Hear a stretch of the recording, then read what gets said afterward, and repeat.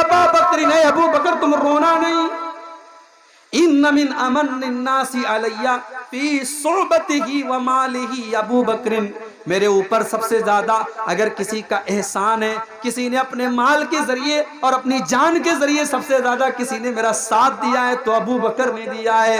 ओ लोगो अबू बकर मेरा सबसे मोहसिन है, सबसे ज्यादा इसका मेरे ऊपर एहसान है। अगर मैं दुनिया में किसी को अपना खलील बनाता तो अबू बकर को बनाता, लेकिन इस्लाम की जो मोहब्बत है और इस्लाम का जो भाईचारा है वही काफी है। मेरा खलील तो सिर्फ और सिर्फ अल्लाह ताला है। अगर मैं दुनिया में किसी को खलील बनाता तो अबू बकर को बनाता। उसके बाद आपने ये भी फरमाया कि मस्जिद में जितने दरवाजे हैं सारे दरवाजों को बंद कर दिया जाए, सिर्फ अबू बकर का दरवाजा खोले रखा जाए, अबू बकर के दरवाजे को बंद न किया जाए। तो ये अल्लाह के नबी की आखिरी स्पीच थी, आपकी आखिरी तकरीर थी मेरे प्यारे साहब। अच्छा, अल्लाह के नबी को एहसास हो गया था कि मैं दुनिया से जाने वाला हूं। सन 10 हिजरी तक इस्लाम मुकम्मल हो चुका था, इस्लाम के सारे अहकाम पर अल्लाह के नबी अमल कर चुके थे, सिर्फ एक चीज बाकी थी, आपने हज नहीं किया था। जब अल्लाह के नबी ने हज किया तो हज के दौरान बार बार आप अपने सहाबा से कहते थे, खुजू अन्नी मनासिककुम, ओ मेरे सहाबा तुम मुझसे हज के अरकान सीखते चले जाओ। लअल्ली ला अल्काकुम बादा आमी हाज़ा, हो सकता है कि आइंदा साल मेरी मुलाकात तुमसे ना हो सके, हो सकता है कि आइंदा साल तुम अपने नबी को ना देख सको, इसलिए ऐ मेरे सहाबा मुझसे हज का तरीका सीखते चले जाओ। मुआज इब्ने जबल रजी अल्लाह ताला अन्हु को अल्लाह के नबी यमन भेज रहे थे। मुआज इब्ने जबल ऊंट के ऊपर सवार हैं और अल्लाह के नबी पैदल चल रहे हैं, और आप मुआज इब्ने जबल को नसीहत कर रहे हैं, उनको समझा बुझा रहे हैं। समझाते समझाते और नसीहत करते करते अल्लाह के प्यारे नबी मुआज इब्ने जबल से कहते हैं, ऐ मुआज असा अल्लाह तलकानी बाद आमी, ऐ मुआज हो सकता है कि आइंदा साल जब तुम मदीना आओ तो तुम अपने नबी से मुलाकात न कर पाओ, हो सकता है कि आइंदा साल जब तुम मदीना आओ तो अपने नबी की कब्र को तुम देखो। मुआज इब्ने जबल फूट फूट के रोने लगे। मुआज इब्ने जबल रोने लगे अपने नबी की जुदाई के बारे में सोचकर कि मुझे अपने नबी से जुदा होना पड़ेगा। हजरत मुआज इब्ने जबल की आंखों से आंसू आ गए। जुमेरात का दिन आया, वफात से 4 दिन पहले जुमेरात का दिन आया। अल्लाह के प्यारे नबी ने सहाबा से कहा, कागज और कलम लाओ, मैं कुछ लिख कर दे देता हूं, कागज और कलम लाओ, मैं कुछ लिख करके देता हूं ताकि कोई मेरे बाद तुम्हारे अंदर गुमराही ना पैदा हो। सहाबा में इख्तिलाफ हो गया। कुछ सहाबा ने कहा, अगर अल्लाह के नबी कलम और कागज मंगवा रहे हैं तो हमें दे देना चाहिए, हो सकता है कोई इंपॉर्टेंट बात लिखनी हो। कुछ सहाबा ने कहा, नहीं, इस्लाम मुकम्मल हो चुका है, हमारे पास कुरान भी मौजूद है, अगर कोई इंपॉर्टेंट बात होती तो अब तक अल्लाह के नबी बता चुके होते, इसलिए आप बीमार हैं, आपको तकलीफ न दिया जाए और कागज कलम न लाया जाए, आपको और ज्यादा तकलीफ में न डाला जाए। जब बहुत ज्यादा इख्तिलाफ होने लगा, अल्लाह के नबी ने सहाबा से कहा, ओ लोगों यहां से चले जाओ। आपने सहाबा को वहां से हटा दिया। आखिरी नमाज जो अल्लाह के नबी ने पढ़ाई है, आखिरी नमाज आपने मगरिब की पढ़ाई है। इशा की नमाज का टाइम आया, हजरत बिलाल ने अजान दे दी। अजान देने के बाद आए और कहने लगे, ऐ अल्लाह के नबी नमाज का टाइम हो चुका है, चल करके नमाज पढ़ाइए। अल्लाह के नबी बहुत कमजोरी महसूस कर रहे थे। आपने कहा, ऐ बिलाल मैं जब तक गुस्ल नहीं कर लूंगा, मैं नहा नहीं लूंगा, मैं नहीं आ सकता, कमजोरी है मेरे अंदर। आपने पानी मंगाया, एक टब के अंदर पानी लाया गया, अल्लाह के नबी ने गुस्ल किया और गुस्ल करने के बाद आप जब उठ करके खड़े होने लगे, हदीस के अल्फाज हैं, आप बेहोश होकर के गिर पड़े। होश आया तो पहला सवाल ये किया, अस्सल्लन्नास, क्या लोगों ने नमाज पढ़ ली है? नहीं है अल्लाह के नबी, अभी किसी ने नमाज नहीं पढ़ी है, लोग आपका इंतजार कर रहे हैं, लोग इंतजार में कि आप आए तो नमाज पढ़ी जाए। आपने फिर से गुस्ल किया, تین مرتبہ آپ نے غسل کیا، لیکن تینوں مرتبہ آپ کو چکر آ گیا اور بے ہوش ہو کر کے آپ گر پڑے۔ جب آپ نے دیکھ لیا میرے اندر مسجد میں جانے کی طاقت نہیں ہے، میرے اندر نماز پڑھانے کی طاقت نہیں ہے، آپ نے فرمایا او لوگو جاؤ ابو بکر سے کہو، ابو بکر سے کہو وہ میری جگہ نماز پڑھائے۔ اما عائشہ کہتی ہیں میں ڈر گئی، میں سوچنے لگی اگر اللہ کے نبی کی جگہ میرے باپ مصلی پر کھڑے ہوں گے اور اللہ کے نبی کو کچھ ہو گیا تو ہو سکتا ہے کہ لوگ میرے باپ پر انگلی اٹھائیں کہ اس نے نبی کی زندگی میں نبی کے موجودگی میں نماز پڑھائی تھی۔ تو میں نے بہانہ کرنے کی کوشش کی، میں نے کہا اے اللہ کے نبی میرے باپ سے نماز نہ پڑھوائیے، میرے والد بڑے کمزور دل کے ہیں، میرے والد ہو سکتا ہے کہ نماز میں رو پڑے اور الفاظ ان کی زبان سے نہ نکلیں، اے اللہ کے نبی کسی اور کو امام بنا دیجئے۔ اللہ کے پیارے نبی نے فرمایا اے عائشہ یاب اللہ والمومنون الا ابا بکر، اللہ تعالیٰ کو اور ایمان والوں کو ابو بکر کے علاوہ کوئی منظور ہی نہیں ہے، نماز اگر پڑھائیں گے تو ابو بکر پڑھائیں گے۔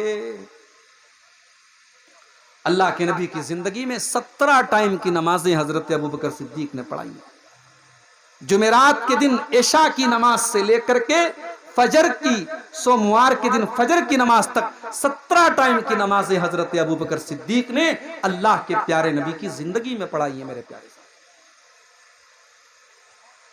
جمعہ کا دن آیا، اللہ کے نبی کمزور ہے، مسجد میں آنے کی طاقت نہیں ہے۔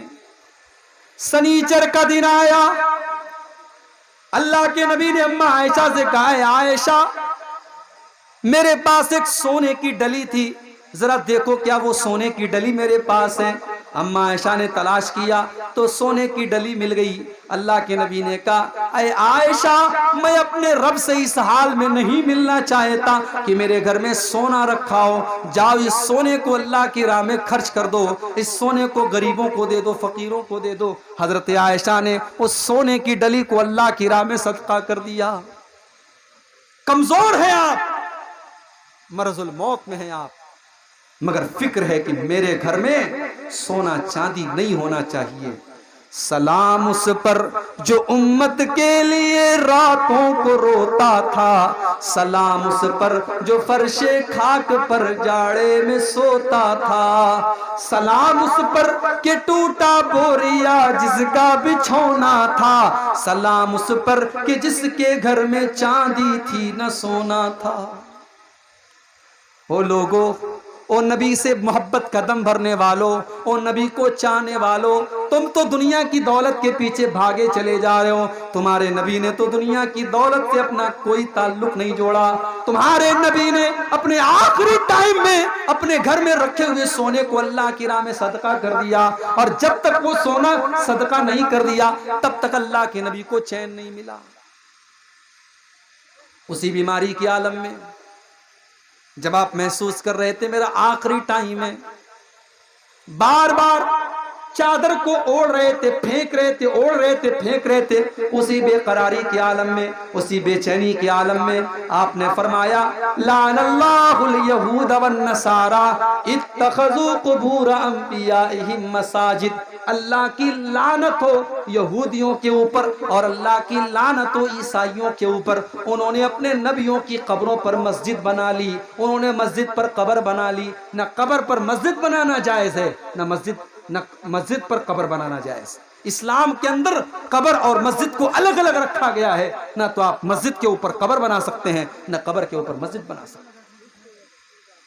چونکہ اللہ کے نبی کو احساس تھا کہ میرا انتقال ہونے والا ہے، میرا آخری ٹائم ہے، ہو سکتا ہے میری قبر کے اوپر بھی لوگ اس طریقے کا کام کرنے کی کوشش کرے، اس لیے اللہ کے نبی نے اپنی امت کو خبردار کیا کہ لعنت ہے اللہ کی یہود و نصارہ کے اوپر، انہوں نے اپنے نبیوں کی قبروں کو مسجد بنا لیا۔ لیکن میرے بھائیوں، یہ امت اتنی بدنصیب ہے کہ اپنے نبی کی آخری وصیت کو بھول گئی، اور آج بھارت کا کوئی شہر ایسا نہیں ہے اور بھارت کا کوئی ایسا اسٹیٹ نہیں ہے جہاں کسی اللہ کے نیک بندے کی قبر پر آج سجدہ نہ ہو رہا ہو، وہاں سر نہ جھکایا جا رہا ہو۔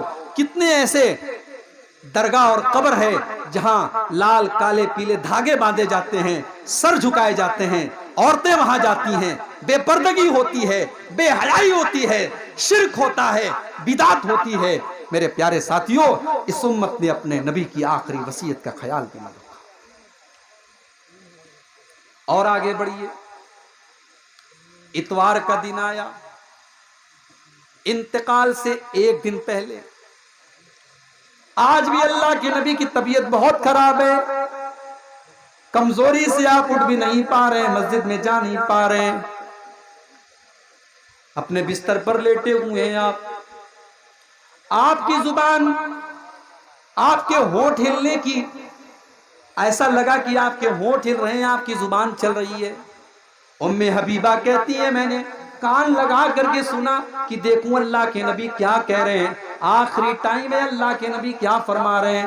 کہتی ہیں جب میں نے کان لگا کے سنا تو اللہ کے نبی کہہ رہے تھے الصلاۃ الصلاۃ وما ملکت ایمانکم، ہو لوگو تم نماز کی پابندی کرو، ہو لوگو تم نماز کا خیال کرو، ہو لوگو تم نماز کو برباد نہ کرو۔ آخری ٹائم میں اللہ کے نبی کو نماز کی فکر ہے۔ آج امت کو نبی سے اتنا پیار ہے اور نبی سے اتنی محبت ہے کہ نبی کے نام پر سڑکوں کو جام کیا جا رہا ہے اور ڈھول تاشے بجائے جا رہے ہیں، لیکن نماز، پانچوں ٹائم کی نماز میں آپ مسجد میں جا کے دیکھ لیں، فجر کی نماز میں کتنے لوگ رہتے ہیں، آپ اپنے محلے کی مسجد میں دیکھ لیں، اپنے گاؤں کی مسجد میں دیکھ لیں۔ میرے پیارے ساتھیوں، اللہ کے نبی کی آخری وصیت تھی نماز کے بارے میں، لیکن امت کو آج نماز کا ہوش نہیں۔ اور ہم کہتے ہیں کہ صاحب ہندوستان میں یہ ہو رہا ہے، وہ ہو رہا ہے، اور فلاں کی سرکار ہے، اور فلاں کی سرکار ہے، اور فلاں ظلم کر رہا ہے، اور فلاں ظلم کر رہا ہے۔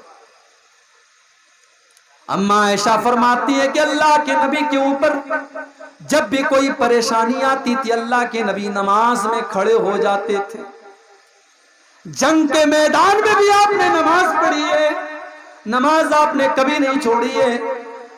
جنگ خندق کے موقع پر جب لڑائی کی وجہ سے عصر کی نماز قضا ہو گئی اور سورج ڈوب گیا، عصر کی نماز میں اتنی تاخیر ہو گئی کہ سورج ڈوب گیا، تو اللہ کے نبی نے بد دعا کرتے ہوئے فرمایا ملا اللہ قبورہم وبیوتہم نارا، اللہ تعالیٰ ان کافروں کے گھروں کو اور ان کی قبروں کو جہنم کی آگ سے بھر دے، ان کی وجہ سے ہماری عصر کی نماز قضا ہو گئی۔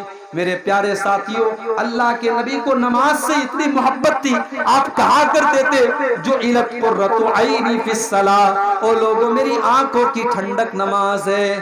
نبی کو نماز سے اتنی محبت تھی، آخری ٹائم میں نماز کی وصیت کر کے جا رہے ہیں، مگر امت اپنے نبی کی اس آخری وصیت کو بھی بھول گئی۔ اور کیا فرمایا آپ نے وَمَا مَلَكَتْ أَيْمَانُكُمْ،